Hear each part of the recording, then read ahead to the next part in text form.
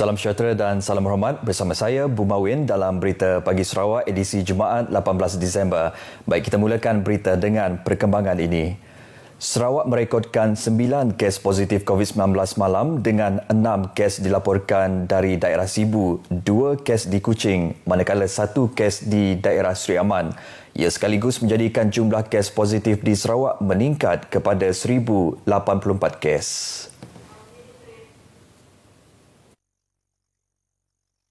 Jawatankuasa Pengurusan Bencana Negeri JPBN Sarawak dalam kenyataan mendedahkan 6 kes di daerah Sibu melibatkan 4 kes bagi kes saringan sebelum masuk kerja. Manakala 1 kes masing-masing melibatkan kes saringan untuk keluar negara dan kes saringan individu balik dari kawasan berisiko. 6 kes terbabit melibatkan 2 warga negara tempatan dan 4 warga negara Indonesia. Sementara itu, 2 kes yang direkodkan di daerah Kuching melibatkan kes saringan individu balik dari kawasan berisiko jangkitan dan kes saringan orang kena tahan. 1 kes di daerah Seri Aman pula melibatkan lelaki warga negara Indonesia iaitu kes import A. Dalam pada itu, satu-satunya kluster di negeri ini dilaporkan kekal aktif iaitu kluster besi di Kuching. Semalam turut direkodkan 42 pesakit dalam siasatan PUI yang baru dan 2 PUI masih menunggu keputusan ujian makmal. Tiada kes pulih semalam menjadikan jumlah kes pulih dan discharge kekal seramai 1,046 orang. Manakala seramai 19 orang masih menerima rawatan. Daerah Sibu bertukar status dari hijau kepada kuning selepas 1 kes jangkitan tempatan dilaporkan semalam. Peka terhadap keselamatan di kawasan masing-masing terutama di Rumah Panjang adalah penting bagi mengelak sebarang kejadian seperti kebakaran berlaku.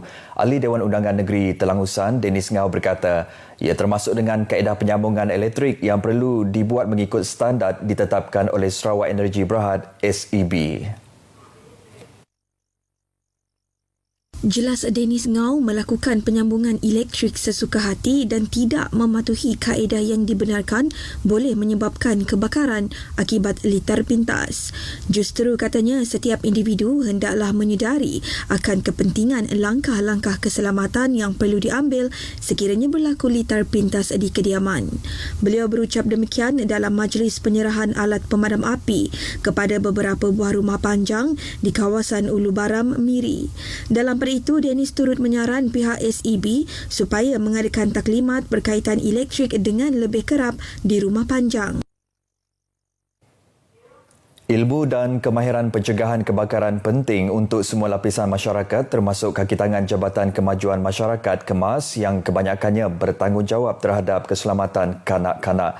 Di Seri Aman, kaki tangan KEMAS dari daerah Seri Aman dan Lubuk Antu dengan sebahagian daripada mereka adalah pendidik masyarakat telah mengikuti bengkel pemantapan diri dengan salah satu modulnya menekankan aspek pencegahan kebakaran.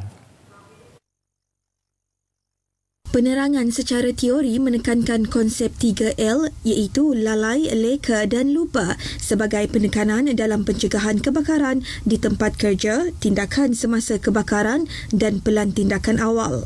Dalam pada itu, Bomber dan Penyelamat Seri Aman mempunyai perancangan tersendiri dengan menyasar lebih banyak tabika di Seri Aman dapat menubuhkan kelab 3K iaitu Kelab Keselamatan Kebakaran Kanak-kanak. Kita telah membuat perancangan di masa akan datang dan sebelum ini kita telah membuat beberapa aktiviti iaitu berkaitan dengan fire drill di tadika-tadika yang terdapat di bahagian Seri Aman. Kebakaran ini bukan orang kata api kecil jadi kawan, bila besar jadi lawan. Jadi Bomba telah mendedahkan kepada kami cara kita mengawal dan memadamkan api dengan betul dan kita diberi juga tahu juga tentang dari mana punca-punca api itu. Daripada ilmu yang kita dapat itu, kita mungkin dapat perkembangkannya kepada kanak-kanak yang kita ajar.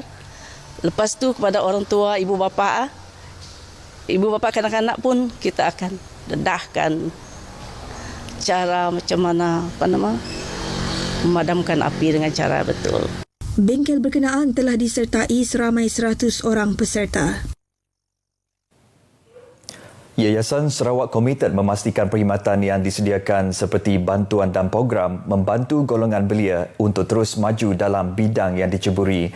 Ke arah itu, penolong pengarah Seksyen Pengurusan Hartanah, Fasiliti dan Pengangkutan Yayasan Sarawak Syamsuddin Syam Abdullah berkata, pelbagai inisiatif dilaksana, antaranya kolaborasi dengan pelbagai agensi kemahiran di negeri ini. Mengambil contoh, Syamsuddin Syam memberitahu kerjasama antara Yayasan Sarawak dan Akademi Maritim Pelita Mas Laut PMSB dilihat membuka ruang kepada golongan belia khususnya di luar bandar untuk mendapat kemahiran dan seterusnya peluang pekerjaan. Tiap-tiap pengambilan daripada 12 tahun yang lepas yang dihantar ke yayasan memang membantu menajar. Beliau ditemui pemberita selepas merasmikan Majlis Tamat Khusus Perantis DEK Siri 27 Palang 20 di premis Pelita Mas Laut Lutong Miri yang disertai 23 orang peserta. Syamsuddin turut mendedahkan bahawa Yayasan Sarawak telah menaja 80 orang anak muda pelbagai etnik yang mengikuti kursus di Pelita Mas Laut bagi tahun ini. Sementara itu, peserta tunggal wanita kursus berkenaan Nuraisyah Abdul Halim memberitahu peluang yang diberikan ini akan digunakan sebaik-baiknya untuk mengubah kehidupan keluarganya. Jarang perempuan yang buat dan saya ingin membantu keluarga saya dan mengubah nasib keluarga saya. Memang minat dengan bidang dalam industri perkapalan lah. Dari saya kecil saya minat mau jadi pelaut. Saya minat dengan kapal, itu saya minat pelaut. Turut hadir pengarah urusan PMSB Masni Amit. Jabatan Pengajian Am JPA Politeknik Mukah akan melaksana pembangunan sistem kelas pintar bagi menambah baik sistem pengajaran dan pembelajaran. Ketua Jabatan JPA Zatiah Muhammad berkata, sistem kelas pintar itu akan dibangunkan pada tahun hadapan. Zatiah Muhammad berkata institusi itu juga akan menyediakan kemudahan interaktif di antara bilik-bilik kelas menggunakan aplikasi sidang video. Ia bertujuan menghasilkan kepelbagaian aktiviti sama ada secara kolaboratif maupun secara individu. Katanya konsep ini memberi penekanan terhadap kemahiran berfikir aras tinggi selain memberi fokus terhadap pelaksanaan pengajaran yang mewujudkan pemikiran kreatif, kritis dan berupaya menyelesaikan masalah.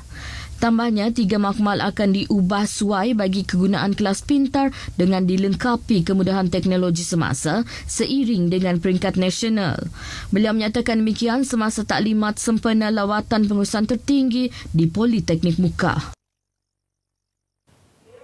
Bengkel Animasi Penceritaan Digital Anjuran bersama Sektor Sumber dan Teknologi Pendidikan SSTP Sarawak dan Kementerian Pendidikan, Sains dan Penyelidikan Teknologi serta Lembaga Multimedia Sarawak tahun lalu menjadi pencetus idea bagi pembikinan filem animasi Batuh Berjanji yang memenangi anugerah filem terbaik juri bagi kategori sekolah rendah di Brazil baru-baru ini.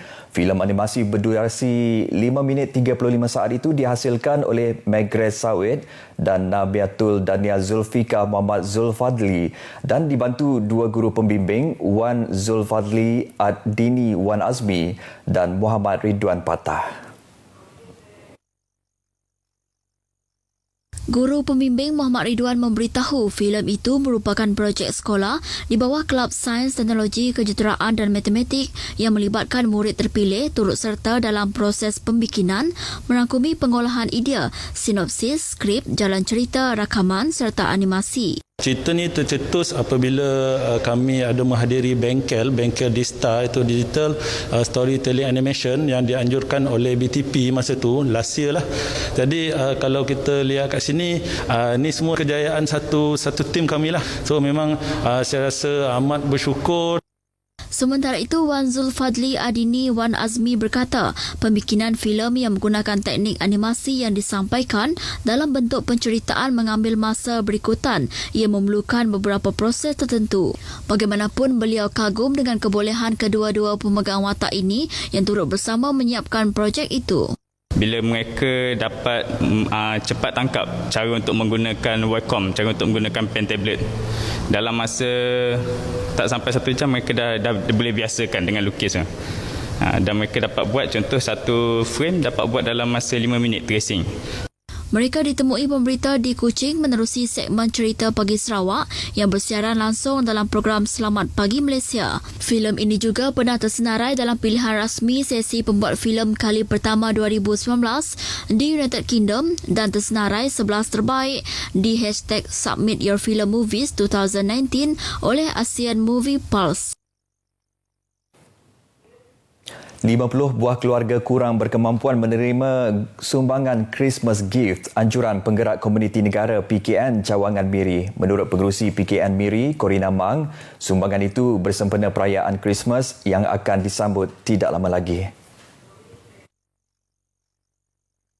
Corina Mang dalam kenyataan berkata pengagihan sumbangan melibatkan kawasan Lambir, Taman Tunku, Bazar, Pujut, Piasau, Bandar Baru Permajaya dan Tudan. Katanya program ini merupakan program susulan melibatkan 14 kawasan di seluruh negeri yang telah dimulakan di Kuching, Stampin dan Batang Sadong. Program sama akan diteruskan ke kawasan lain sebelum perayaan Christmas disambut. Beliau memberitahu sebagai sebuah badan bukan kerajaan yang bernaung di bawah Kementerian Perumahan dan Kerajaan Tempatan, PKN komited membantu komuniti menerusi program yang telah dijadualkan. Baik saudara, paparan itu tadi mengakhiri berita Pagi Sarawak hari ini. Jangan lupa terus patuh SOP, pakai pelitup separuh muka ketika berada di luar, jaga penjarakan fizikal dan kerap cuci tangan. Sehingga berjumpa lagi dan salam hormat.